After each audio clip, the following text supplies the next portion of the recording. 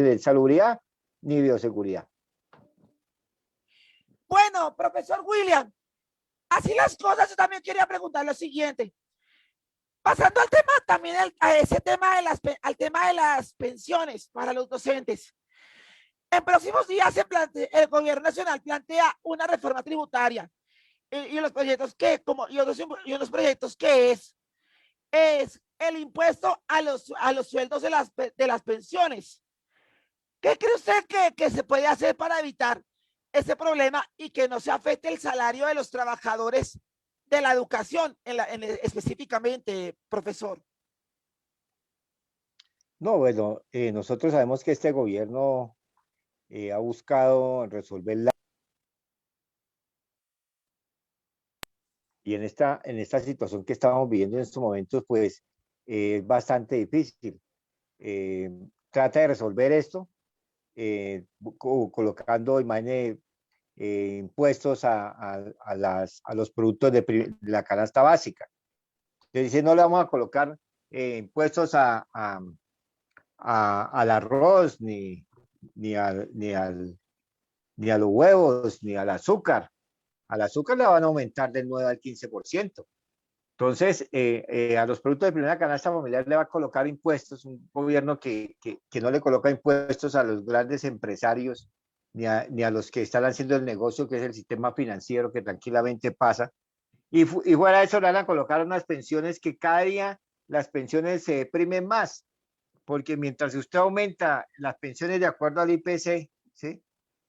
Y no de acuerdo a cómo aumenta el salario mínimo, entonces imagínese, a usted le aumenta en 1.5, 1.6 del IPC, pero el salario mínimo lo aumentan en el 4, en el 5, en el 6% y los productos suben el 7, el 8, entonces las pensiones se van deprimiendo, ya no sirven. Y fuera de eso, colocarle pensiones, impuestos más a las pensiones, el impuesto ya lo tiene, ¿sí?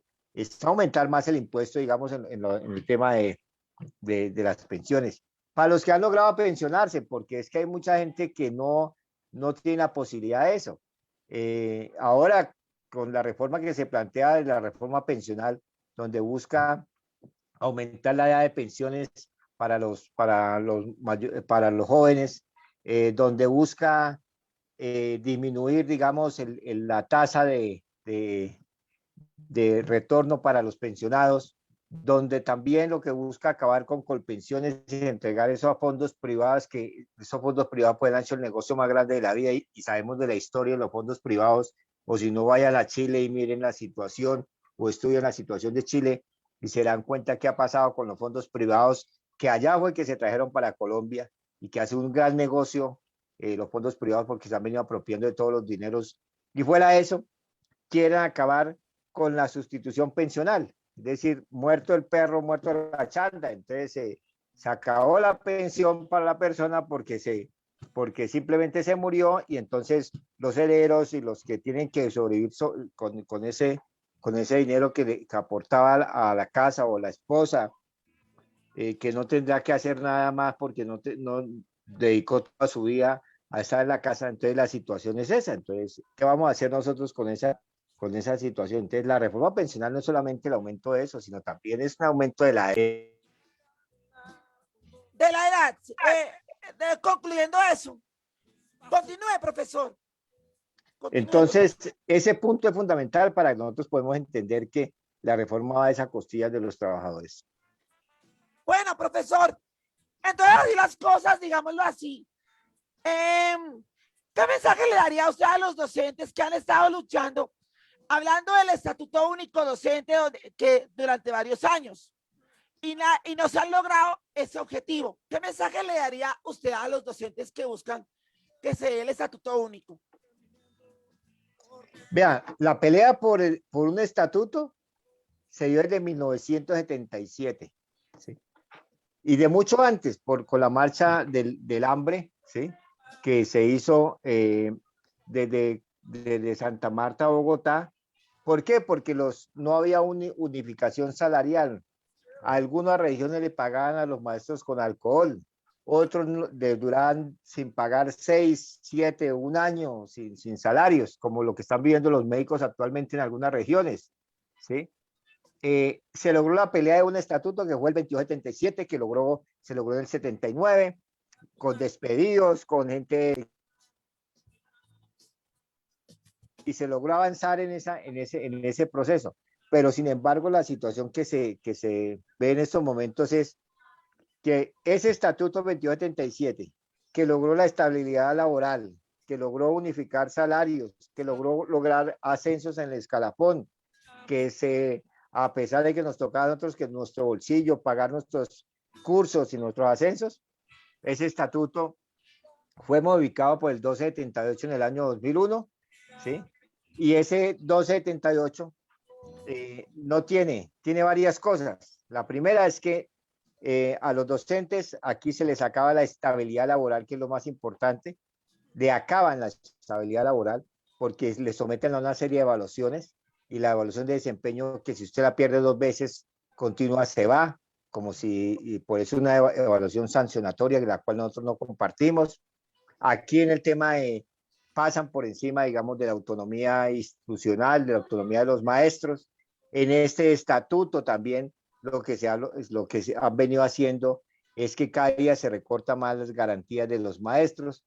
Entonces, lo que se está buscando es unificar los dos estatutos para un mejoramiento salarial también, porque aquí, imagínense, para poder uno ascender en el escalafón, fuera de que le toca pagar uno los 8 millones de pesos o los 15 millones de pesos que le vale a uno la maestría o lo que vale o lo que vale el doctorado, 40, 50 millones de pesos, fuera de que le toca pagarnos toda esa plata, le toca presentar un concurso para poder si logra ascender. Eso es ilógico, eso debería ser como en el Estado, que siempre lo que se hace es una prima técnica. Usted obtuvo un título, pues por ese título le dan un salario, le aumentan el salario, le dan una bonificación o lo que sea.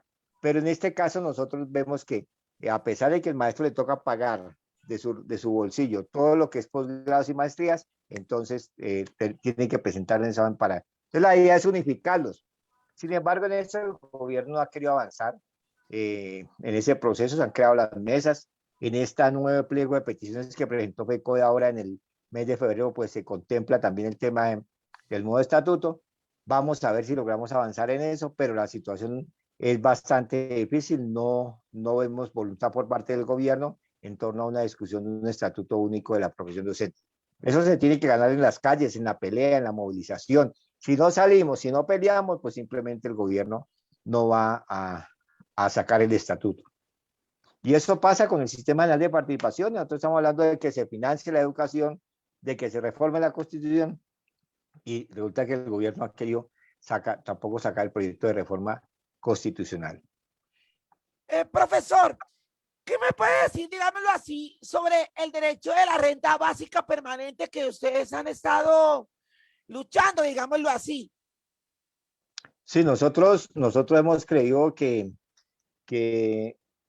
hay 7 millones de hogares, 7.400.000 hogares que en estos momentos están en condiciones bastante difíciles. 7 millones de hogares que más o menos son 30 millones de personas que están en condiciones bastante difíciles, que no tienen cómo alimentarse, que están aguantando hambre, que no tienen cómo sobrevivir. Entonces lo que nosotros hemos planteado es una renta básica entre 320.000 y 480.000 pesos, que sirva para más o menos tener alimentación de esas familias, desde 1 a 5 personas del hogar, y 5 y más serían 480.000 pesos.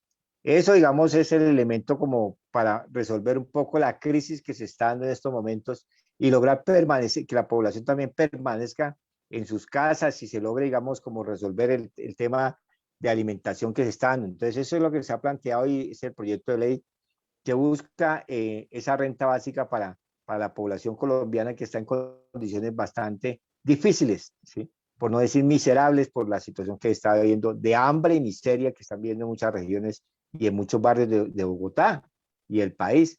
Entonces, ese es lo que hablamos nosotros de renta básica. Decimos que se puede financiar con los recursos que hay del mismo plan que tiene el gobierno nacional, que se puede financiar también con lo del IVA, si se puede financiar también con el 4 por mil que le están dando al sector financiero. Es decir, hay muchas maneras de financiar ese, ese,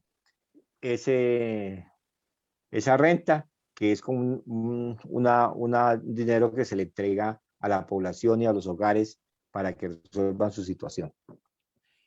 Profesor, estaba mirando, digámoslo así, uno de los puntos de lo que ustedes estaban peleando con, que está trabajando con FECODE y estábamos, ya decía que se establecen con claridad los criterios para las homologaciones y convalidaciones de títulos de posgrado otorgados por universidades extranjeras.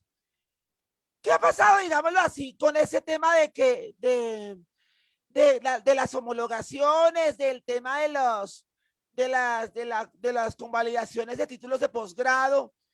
Hay más garantías para los profesionales en cuanto a trabajar en el magisterio o el gobierno no les ha apoyado en ese sentido?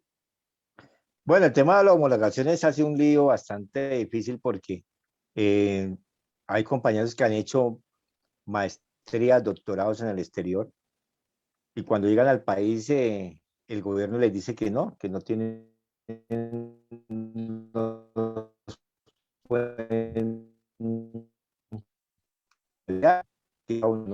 porque no está dentro de los programas del gobierno. Entonces, eso ha sido un problema. Y otra vez se dio ahí de toda la corrupción que había al interior del ministerio sobre el tema de las homologaciones, de acuerdo a los títulos de Brasil, de los, todas las cosas, estas estaciones. Y ha sido como una mafia que hay alrededor de eso. Entonces, yo creo que aquí el gobierno no ha logrado avanzar en eso. Hay mucha gente en sus títulos ahí y no lo ha podido homologar. Se ha insistido al ministerio que se busque la manera de que eso se resuelva rápido, porque eso no necesita convalidar con la universidad y mirar acá y hacer esa respuesta rápida para que esos títulos puedan utilizar los maestros y los médicos y todos la gente que está esperando por el título. Entonces, dependiendo de las circunstancias, entonces homologa o no homologa. Ahí están los médicos esperando, los estudiantes colombianos que estudiaron en Cuba y que han hecho especialización esperando que lo homologuen los títulos para poder trabajar aquí en el país. Y es una situación que se ve, no es el gobierno ni el Ministerio de Relaciones que resolver la vida. Profesor, así las cosas, entonces uno diría, bueno, listo, entonces que seguimos luchando y seguimos adelante, pero entonces yo quería preguntarle también lo siguiente. ¿Qué mensaje le daría a los docentes o a los padres de familia que dicen que no quieren, digamos, que quieren que sus hijos preserven la vida y que después, y que sigan las clases virtuales? Sí, yo no le digo a los padres de familia, ellos me dicen a mí, yo en las asambleas, yo me he nutrido mucho con las asambleas de padres que se han venido haciendo. O sea, yo a veces se me baja la hora diciendo, bueno, pero sí, lo que dice la Secretaría de Educación, que los niños han tenido muchas dificultades académicas, que los niños en la calle, que toda la situación de la familia es que no tienen las posibilidades de otras cosas. Y entonces uno iba a asamblea de padres, si uno va a las padres, uno es más decisiones. No tenemos internet, nos dan unas guías que de pronto son como 14 hojas y nos toca a nosotros poner a desarrollarlas con los estudiantes. A pesar de eso, que tenemos solamente un celular y tenemos 5 hijos, pues buscamos la manera de cómo nos bandeamos, es decir, le da mucho ánimo. Pero por encima de todo esto está la vida. Y por encima de todo eso, la vida de nuestros hijos y la vida de los maestros y la vida de nosotros mismos. Porque a pesar de las teorías que decían que los estudiantes, que a los jóvenes no les daban contagio y que no se morían, hay un poco de muertos en el país, como 130, ¿no? De niños entre 5 y 16 años, que son los que no se van a vacunar. Y eso también llevan el contagio, son transmisores y eso se ha demostrado. Entonces aquí no nos pueden venir a echarnos cuentos y carretas inventadas sobre que los niños no contagian. Los niños también se mueren. Si se enferma una secretaria de educación, ¿sí? Si se muere un ministro de defensa, ¿sí? Que tienen todas las posibilidades de salud, que tienen todas las posibilidades de tener los servicios médicos, si pasa eso, pues cualquier cosa puede pasar. Entonces aquí no pueden negarnos a nosotros la situación que se está dando y en cierta medida nosotros sí creemos que los padres de familia nos dan mucha lección a nosotros los maestros en decirnos, vea, nosotros nos mantenemos, nosotros tenemos 43 puntos que hemos venido planteando, 43 puntos que no nos han querido ustedes resolver, vemos que en los colegios no hay las garantías, vemos que en los colegios no hay nada de implementación de los protocolos, entonces esa es la situación que hay. Entonces, ahí está este tema, como lo planteo en estos momentos. Entonces, la propuesta es seguir en la pelea. Vamos a ver que esta administración y que este gobierno entiendan que primero tienen que buscar la manera de la vacuna, no pueden seguir dando la vacuna a cuentagotas, de a 50.000, de a 20.000, hacer show mediáticos, tomarse la foto, y sin embargo, vemos que la vacuna no se está aplicando y no está llegando al país. Entonces, todo eso, de aquí que se vacunen los 35 millones, pues no podemos esperar. Tenemos que buscar la manera de cómo se controla el contagio, cómo se controla esta pandemia y no sacando a los estudiantes, ni a los padres de familia, ni a los maestros a las calles a tener que resolver una situación bastante grave más adelante. Profesor, así las cosas uno y entonces la pregunta que yo también quiero hacerle también es la siguiente. ¿Qué llamado le hace usted a la secretaria de Educación, a la doctora Ena Bonilla y al secretario, y al presidente y a la ministra de Educación para que se cumplan ustedes las exigencias que ustedes plantean como asociación, como la ADE, como tal? Bueno, nosotros le hemos dicho como maestros que miren la realidad del país, sí, que pues, se aterricen, que miren qué está pasando, que miren que la pandemia es una realidad, que miren que los muertos son una realidad, que miren que son nuestros hijos, son nuestros padres, son nuestros hermanos los que están falleciendo, que la situación que hay en este momento es grave, que el nivel de contagio aumenta. Nosotros decimos lavarse las manos, pero lavándose las manos no se resuelve la situación. Entonces aquí vemos cada día más, sacaron a todos los sectores de la economía a la calle en un momento a otro, ¿sí? Y entonces todo el mundo en el comercio, todo el mundo en los centros comerciales, abrieron los bares y las cantinas y todo eso, ¿sí? Una situación difícil.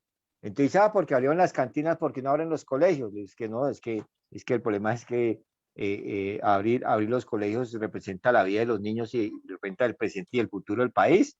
Entonces hay que ser serio, digamos, con la administración tiene que ser serio en este aspecto. Entonces le hacemos el llamado a la ministra y a la secretaria de Educación que miren sus realidades. Ahí está la situación, ahí hay contagios, hay muertos, hay enfermos y no es de por medio de la presión ni obligando a la gente ni amenazándolos con procesos disciplinarios para que, digamos, regresemos a clases. Sí, nosotros, pues, si quieren mañana mismo vamos todos, pero vamos todos, no vamos a ir un grupito de 40, no, vamos todos. Y si quieren vamos todas las instituciones educativas y ustedes responden por la vida de todos, porque si se abrieron el comercio, pues abramos todos los colegios, vayamos todos y respondan por la vida, porque quien tiene que responder por la vida de nosotros es la Secretaría de Educación y el Gobierno Nacional Distrital. Entonces, ese es el llamado, que tengan conciencia de lo que está pasando y que miren la realidad del país. Bueno, profesor, así las cosas también quiero responder, quiero preguntarle también lo siguiente. Eh, qué le dicen también, digámoslo así? ¿Qué opina de las afirmaciones que dicen que los profesores también tienen que vacunarse, que tienen que la obligación? ¿Está de acuerdo usted con las afirmaciones que plantea la alcaldesa mayor de que se deben vacunar los profesores para poder cumplir con las exigencias que ella pide con el regreso a clases bajo el modelo de alternancia? Claro, nosotros creemos en la vacuna, nosotros no somos antivacuna, ¿sí? Nosotros creemos en la vacuna, pero lo que nos preocupa es cuándo, ¿no? ¿Sí? Si digamos, la vacuna va, para vacunar a los mayores de 80 todavía no han terminado, ¿sí? Y empezaron con la vacuna de menos de 80 y no han podido responder en los sitios porque no hay vacunas, porque las vacunas llegan a cuentagotas, porque no se puede programar. Usted no puede programar un gasto en su casa esperando que le lleguen todos los días 5 pesos, ¿sí? Y no, usted cuando tiene el capital es que usted puede invertir. De resto no, eso pasa con la vacuna. Aquí no es usted, todos los días va llegando a cuentagotas y, y que le vamos a dar a unos y a otros no le vamos a dar, los que han hecho las vacunas sí. No, eso es una situación difícil. Entonces yo creo que aquí, si nosotros somos esperando la vacuna, no nos podemos quedar esperando la vacuna, porque no, nunca se abrirá, digamos, la escuela, porque eso se va a demorar un ratico más. Profesor, entonces así las cosas uno diría lo siguiente también. ¿Qué opina desde su condición como maestro de que se deben por lo menos, de que se deben como contextualizar más a los estudiantes, a los niños, a los jóvenes y adolescentes, en que todavía, en que las clases virtuales deben continuar? Sí, no, aquí le decimos a la Secretaría de Educación que entregue los invitables que quedaron de entregar, que al momento no han entregado, sino la foto de la alcaldesa, y que se mejoren las condiciones de conectividad. Decir a los estudiantes que, pues sí, nos toca recuperar todo este tiempo, todas las cosas que se han perdido durante este tiempo, pero que no va a ser fácil, eso no va a ser, digamos, de un momento a otro. Que hay que, a los maestros, que mejorar las relaciones con los estudiantes, mejores la comunicación, que se ha perdido mucho, digamos, en el sentido de hacerles llegar los documentos, de mirar a ver cómo se desarrollan las clases, de mejorar y cambiar todo lo que se ha año planteado, porque a los maestros nos ha tocado durante todo este año pagar en nuestro bolsillo nuestra conectividad, pagar en nuestro bolsillo el tema de los celulares, comprar SIM card, se nos dobló la jornada laboral, se nos triplicó, no tenemos espacio, todo eso ha pasado, ¿sí? Y todas esas situaciones las estábamos viviendo. Sin embargo, preferimos someternos a una situación de estas, que nosotros también queremos regresar a clase ya, nosotros queremos estar en los salones de clase con los estudiantes, pero no nos permite, digamos, esta administración ni este manejo que le han dado a la pandemia de regresar prontamente. Profesor, entonces así las cosas, digámoslo así, ¿qué cree usted entonces que sería viable, digámoslo así, para proteger el patrimonio de las pensiones de los docentes? Para protegerlas, no, nosotros en el caso de las pensiones, pues nos toca en el Congreso de la República, pues seguir insistiendo en que las pensiones son intocables, son un ahorro que hicimos durante toda la vida, eso no es una dádiva del gobierno. Nosotros durante toda la vida aportamos durante 30, 40 años de trabajo para poder tener una pensión de lo que hay. Muchos creen que es que las pensiones de los maestros son grandísimas. Un grado 14 está en 4 millones de pesos. El 70% son 2.800.000. Entonces eso es lo que le dan de pensión a un maestro. Entonces no es que sean altísimas las pensiones de los maestros, porque no alcanzan ni a los 3 salarios mínimos, porque ese es, digamos, escasamente a lo que está llegando las pensiones de los educadores. Antiguamente algunos tenían la pensión de gracia y la pensión sí, pero actualmente no, eso en esa época era porque los salarios eran bien inferiores y tocaba, por eso llamaba de gracia, porque le daban eso debido a que el salario era tan malo que tocaba algo que le aumentara al maestro cuando se salía de trabajar y se pensionaba, pues tener unas condiciones mejores, ¿no? Entonces, eso, digamos, en estos momentos nos toca es pelear porque mantener al menos la pensión mínima, pero que sea, digamos, no la sigan grabando ni colocando impuestos, no la graban para todos, ¿sí? Hasta los bancos, porque uno tiene la pensión en un banco y por cada vez que va a sacar plata le cobran entre 12.000, 15.000, 25.000 pesos. Entonces es un problema bastante difícil que hay en el tema de las pensiones. Profesor, estaba mirando, por ejemplo, que un punto que decían que exigen a la administración distrital el acatamiento de los derechos constitucionales explicados en la ley 115 del 94. La pregunta es, ¿usted cree que planea, mejor dicho, qué planea el AADE, qué actividades tienen proyectadas para seguir luchando en favor del magisterio? ¿Qué han estado planeando, digamos? Bueno, nosotros en este momento estamos apoyando el pliego de peticiones que radicó FECODE. Estamos en ese proceso de apoyar ese pliego, pero también estamos impulsando el paro de todas las centrales y trabajadores que se está planteando para el 28 de abril, un paro nacional, porque no vamos a permitir todas estas reformas que tiene el gobierno en el Congreso de la República, la reforma tributaria, la reforma pensional, la reforma laboral, todo lo que tiene que ver con la reforma a la salud, proyecto de ley 010 que lo volvieron a revivir, que le da más facultades y más dinero a las EPS, es decir, aquí no se resuelve el problema de la salud de los colombianos. Están todos los proyectos que van en contravía de la libertad de cátedra, aquellos que también están buscando la manera de mantener algunos privilegios para los senadores y los representantes. Está también aquel que ya se hundió, que es el tema del aumento del periodo presidencial y de los altos dignatarios.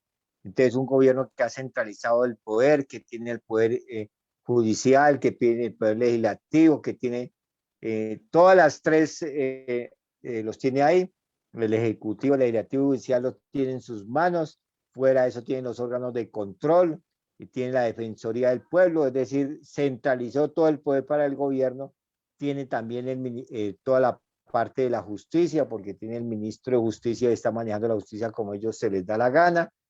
Entonces, aquí la situación es de crisis, entonces nos prepara para lo nacional para esa fecha y continuar, digamos, con el tema de la movilización en las calles, decidiendo al gobierno nacional una renta básica para todos los colombianos. Bueno, profesor, así las cosas, yo quería también preguntarle lo siguiente. Digámoslo así, para ese momento, entonces, ¿qué llamado le hacen ustedes al presidente Iván Duque, a la ministra de Educación, a la alcaldesa, ¿Cuál es el llamado que ustedes como organización hacen, como la ARE hace? Bueno, primero al gobierno Duque que se siente a negociar lo que él firmó y que dijo que se iba a hacer con todo lo que fue el pliego nacional de emergencia. Un pliego que se le entregaban por las tres centrales, de un paro nacional que nació el 21 de noviembre, y ese pliego nacional pues simplemente no le ha dado respuesta. Segundo, que retire todos esos proyectos lesivos contra el pueblo colombiano, que esa reforma tributaria no le caiga encima a los trabajadores ni a los pequeños empresarios, que acabe con todas esas exenciones que tiene con el sector financiero, que es el cada día se llena y llena de plata, billones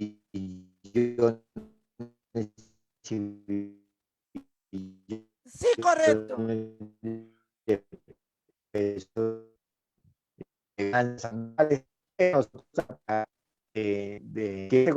de seguir en la guerra en este país, que no podemos permitir que volvamos a la época de los años 80.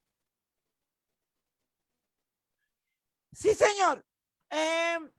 Continúe, profesor. Adelante. 90, con el paramilitar del país. El Senado no puede la vista el problema del narcotráfico. Y no tenemos el problema del narcotráfico, sabemos que el problema es así, pero el gobierno tiene que asumir el compromiso de respetar la vida de todos los colombianos, de los líderes sociales que vienen siendo asesinados.